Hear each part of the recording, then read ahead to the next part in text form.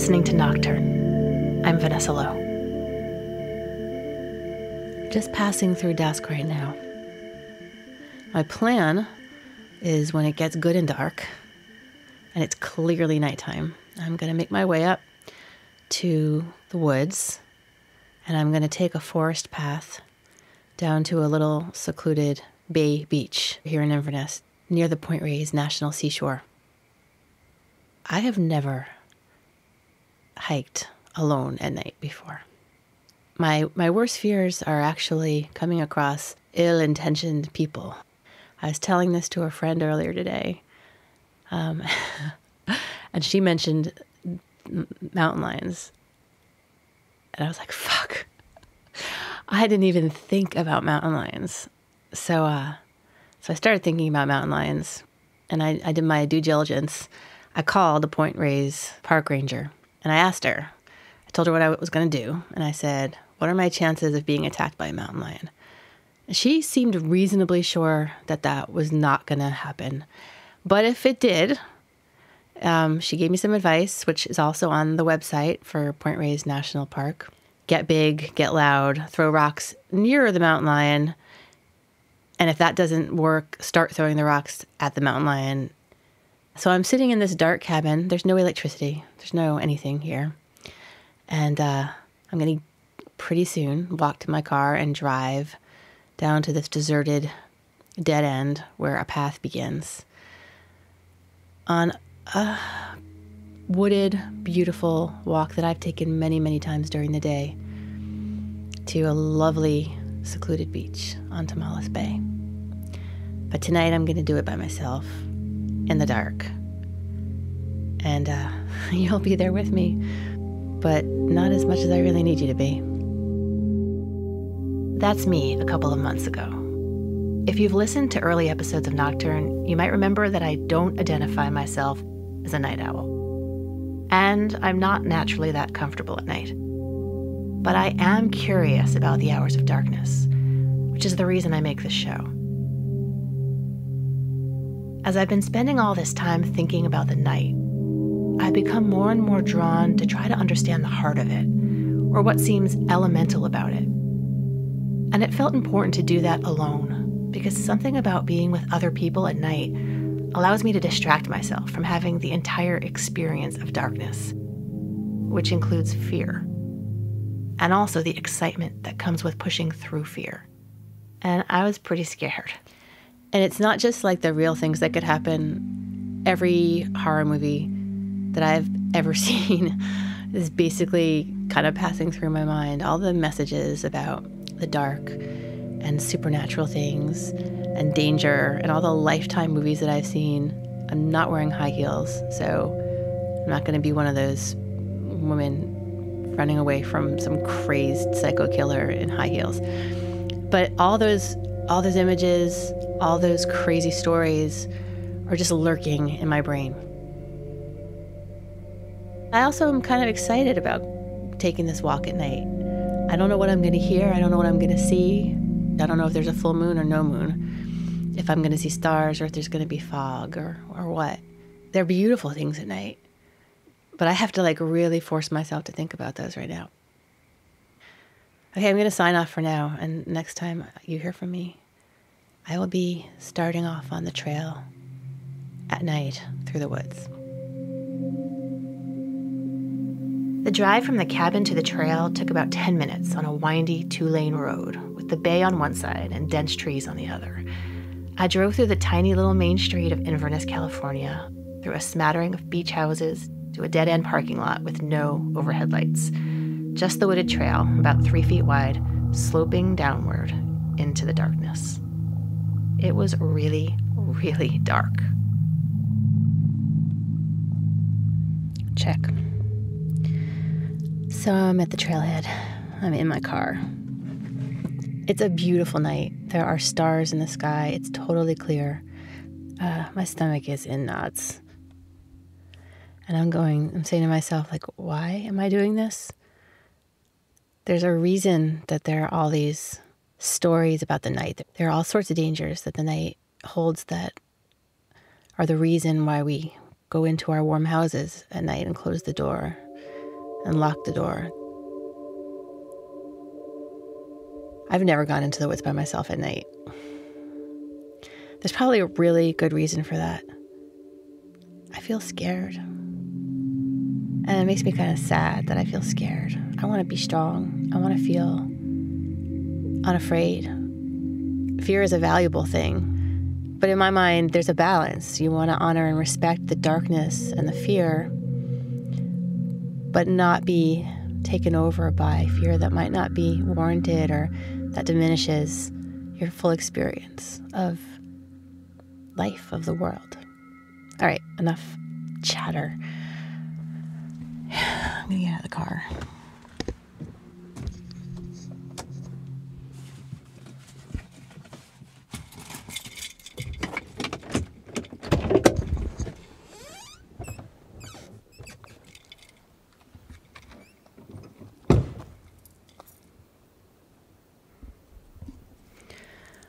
All right, I'm outside.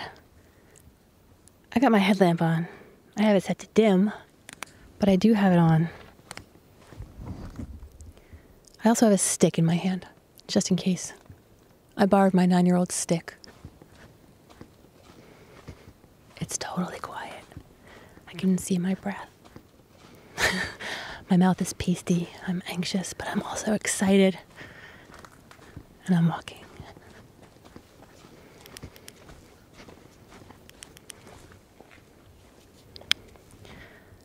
I head off on the trail. I can still see my car, but not for long. I'm walking at night in the woods.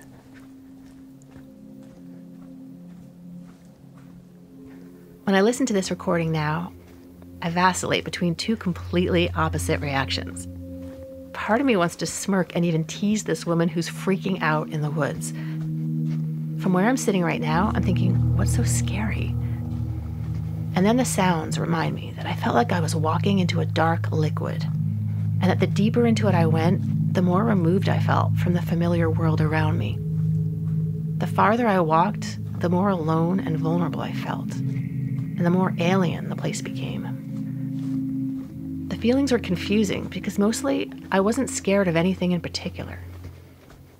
Scanning around to see what might be around. Although I did wonder if there was something to be scared of.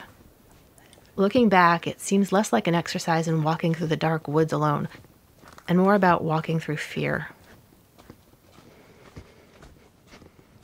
Beautiful stars. It's totally quiet. There were no other cars in the parking lot, which I gotta say is a relief.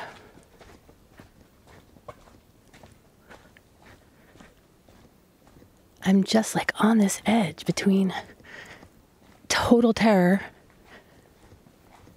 and awe. There's no moon. I feel like I'm either brave or fucking insane.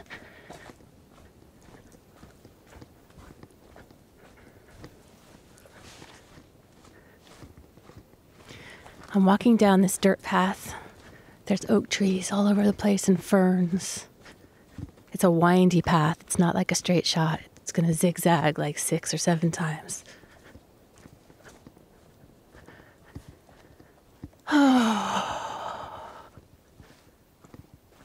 Yeah, it's beautiful, but it feels crazy. Everything in my body right now is telling me to turn around and go back to the car. And then I stop. And I look up. And I'm turning my headlamp off. And I see the stars. This moment is the standout moment for me. I was completely alone, vulnerable, brave, and defenseless in the middle of an isolated wooded path. No light, enveloped in darkness. This is what I came for. It was fleeting. I hear the lapping of the water against the beach in the distance. And I'm waiting to hear something breathing. All right.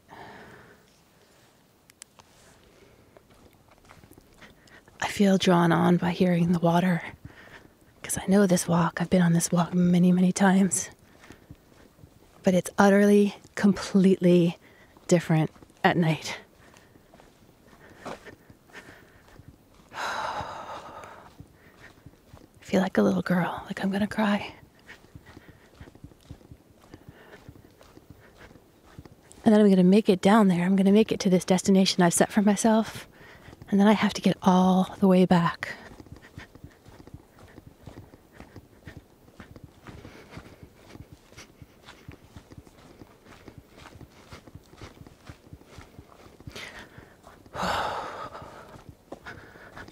Jeez. I have this total lump in my throat. My heart is beating really fast. I'm trying hard not to be too scared. Feels like I should be quiet here because there's nobody else here and it's nighttime, but like, why do I feel compelled to be quiet? There's nobody around. There's no one that'd come and help me if I needed help. And I don't know what kind of help I would need at night. I know this place, but I don't know it right now. It's beautiful. The sky is beautiful. I'm almost to the beach. Frogs.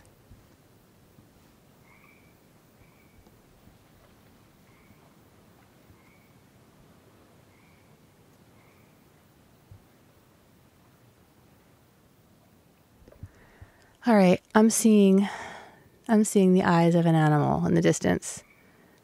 And I don't know what animal it is. And it's in the direction that I'm going.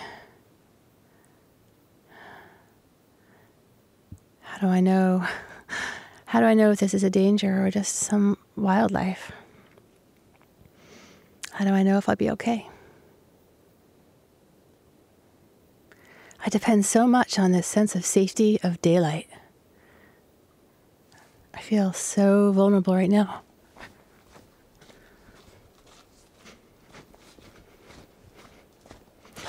All right. As much as I would love the experience of going down to the water, I'm feeling like I want to turn around and go back. The eyes are coming closer. I'm going back to the car. I don't know what this animal is. I'm going to have a goal maybe of doing this again sometime in the future.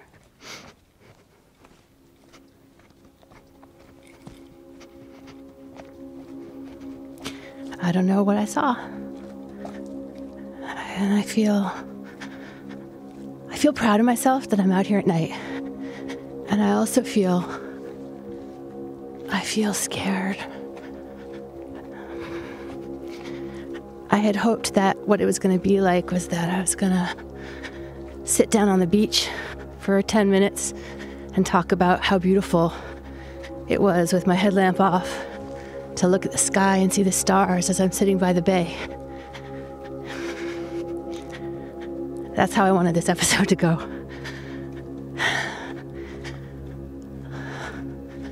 But I'm not going to do that this time. This time, I made it into the woods by myself at night. My heart is pounding. And if I think about it, I know I'm fine. I'm just psyching myself out. I'm letting all my biases and all my fears take over.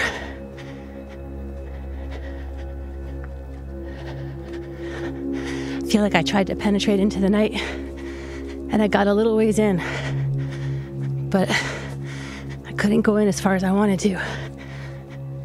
I had a place where I just had to go.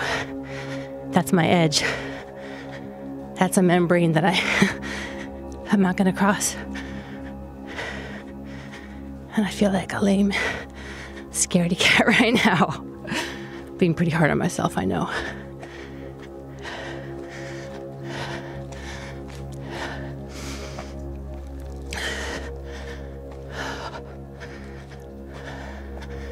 All right. Whoa. I'm almost at the parking lot. And I'm going to be really grateful for my little metal box of a car. Something happened when I got to the swamp with the frogs, right before the beach, when I saw those eyes. When I turned around to head back to the car, it's like the act of turning around sent my body a message that I was in retreat.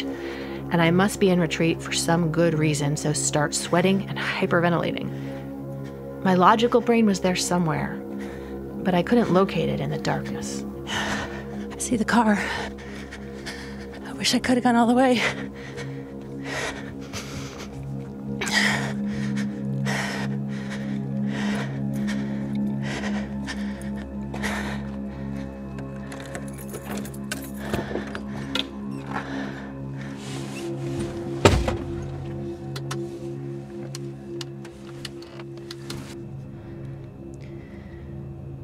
99% sure what I saw was the eye of a deer. That's most likely what would be down there. The little eye that I saw in the distance coming towards me. I'm a grown woman. I just walked like 10 minutes by myself into the dark woods. I had a destination. I didn't get there. I got somewhere, though. I pushed somewhere into my fear. I can feel it in my body. That was some powerful darkness. There's this real sense of having failed and of having let myself down. My fear got in the way of my being able to sit on the beach by myself at night and look at the stars. But you know what? Maybe I don't need to sit on the beach at night by myself looking at the stars.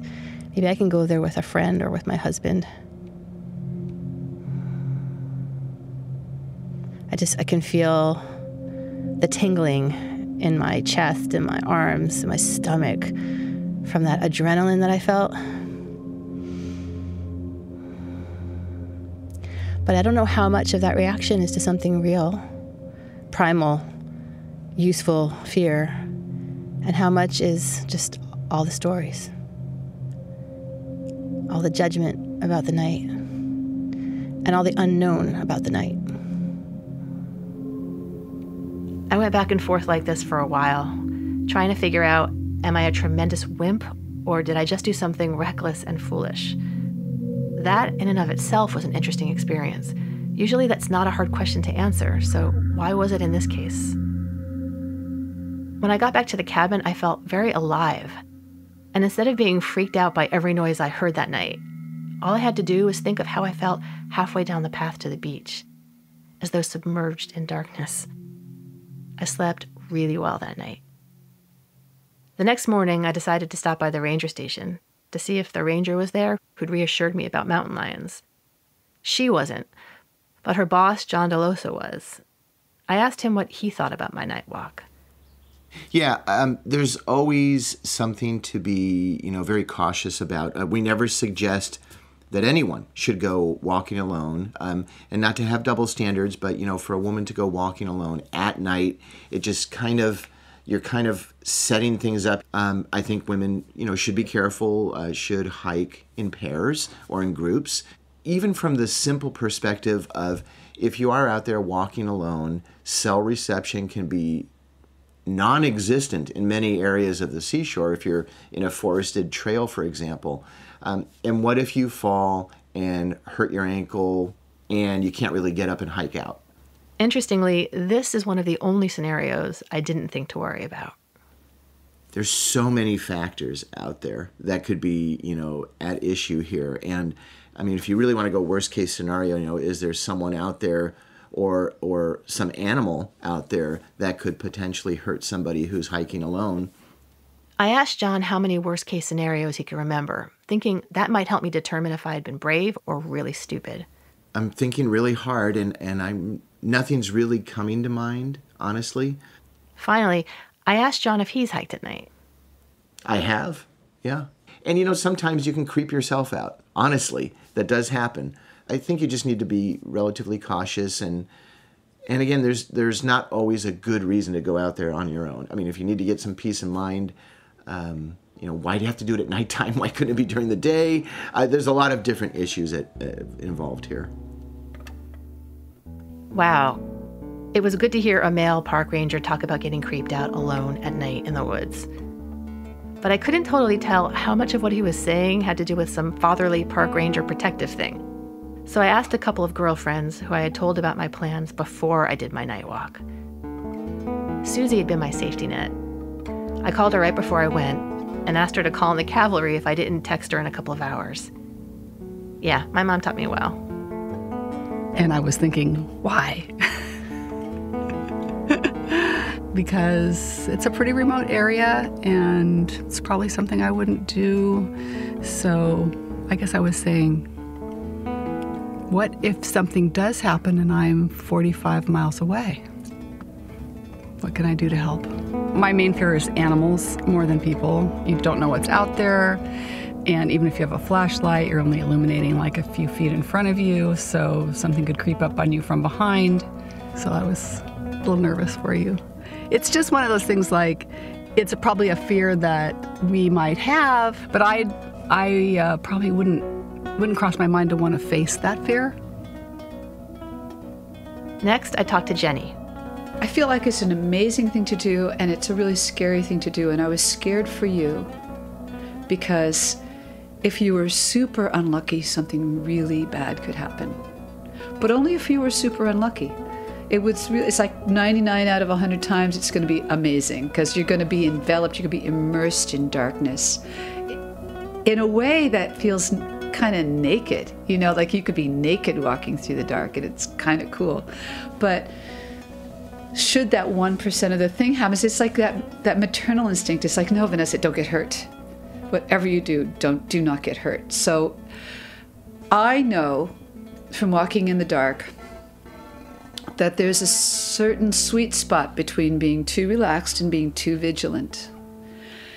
And one of the things that can happen is you can have an intrusive thought, and the thought can be, oh, someone's stalking me.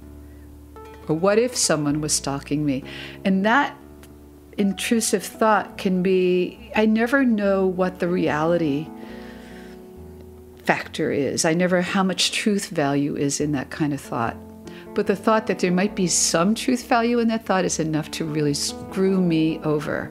And sometimes I've really berated myself for believing in that thought at all. And other times I've had a lot of compassion because I've seen too many scary movies where there was somebody in the house or there was somebody stalking the woman. And then but where's the music? Where's the scary music? That cues the fact that you're right. There is someone stalking you. You don't know. You could have no other cues, just the thought that came into your mind.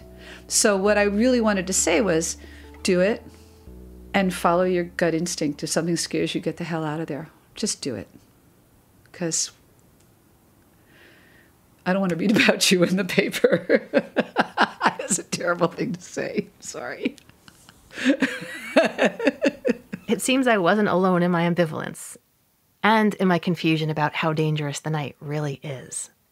I know that part of what happens at night is there are simply fewer people out. And so there's less of the security that comes from having others around for help. And of course, that can be a very real risk in a high crime area. But I can't help thinking that the night gets a bad rap.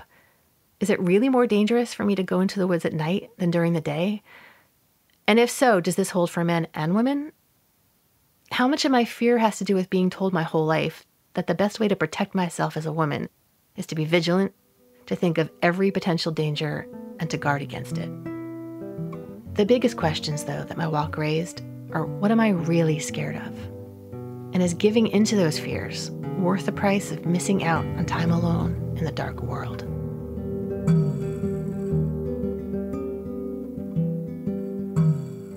I'm Vanessa Lowe. Nocturne is produced by me and was created by myself and Kent Sparling, who also composed the theme music. You can find more information and hear past episodes at nocturnepodcast.org. Also, you can't tell by listening, but each episode of Nocturne has its own beautiful original artwork created by the amazing Robin Galante. You can see them all on the website. Let us know your thoughts about fear and nighttime or anything else at hello@nocturnepodcast.org. We're on Twitter @NocturnePodcast and Facebook too. Nocturne is thrilled to be a member of The Herd, a truly independent podcast collective. One of the shows you should check out is Arrivals. Arrivals explores stories of migration, transformation, and change. And we get there at night, so I can't see it, because I think if my parents would have seen it during the day too, I mean, there's barbed wire literally all around it. That would alarm me. If I were a parent and I were going to leave my child somewhere, why would you need barbed wire to keep them? For more information about Arrivals and The Herd, go to theherdradio.com. That's HEARD. Thanks for listening.